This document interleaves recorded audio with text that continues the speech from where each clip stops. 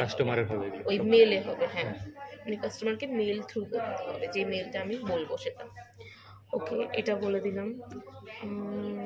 এইগুলো কি? এগুলো স্যার বলবে। ইডিসি ডিইনস্টলেশন স্টেপস হয় অনেকগুলো। ইডিসি যখন কেউ সারেন্ডার করতে চায়, মানে ফেরত দিতে চায়, তখন অনেক ব্যাপার থাকে। এটা স্যার বুঝিয়ে দেবে, একবার পড়ে নেবে। সাবমিট করার জন্য রিকোয়েস্ট করতে হয়, যে সারেন্ডার রিকোয়েস্ট করতে হয়। রিকোয়েস্ট হয়ে যাওয়ার পর অ্যাপ্রুভ 531 টাকা কিন্তু কাটে। এটা কিন্তু নিজে থেকে বলবে না, কাস্টমারকে বলার কোনো প্রয়োজন নেই। এটা বলার অত দরকার নেই, অত কিছু বলার দরকার নেই কাস্টমার, তাহলে আর করবে না। এই যে 531 টাকা কাটবে ওয়ান্স মানে এটা ডিঅ্যাক্টিভেটেড বন্ধ দ্য করতে টার্মিনাল, গেলে, এটা রিটার্ন মানে ফেরত নিয়ে দিতে গেলে।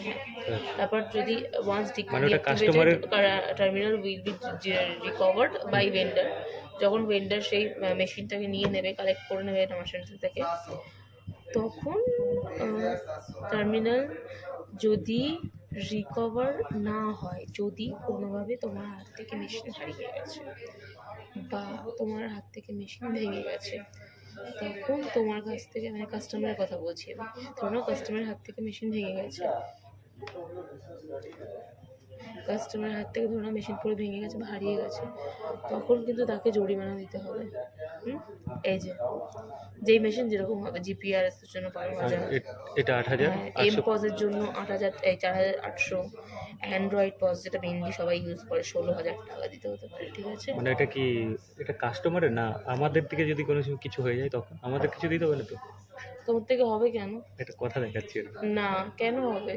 ঠিক আছে, এটা কাস্টমারের। তুমি কি মেশিনটা ধরে নিজে নিয়ে আসবে নাকি? তো তোমার তো প্রশ্নই হচ্ছে না।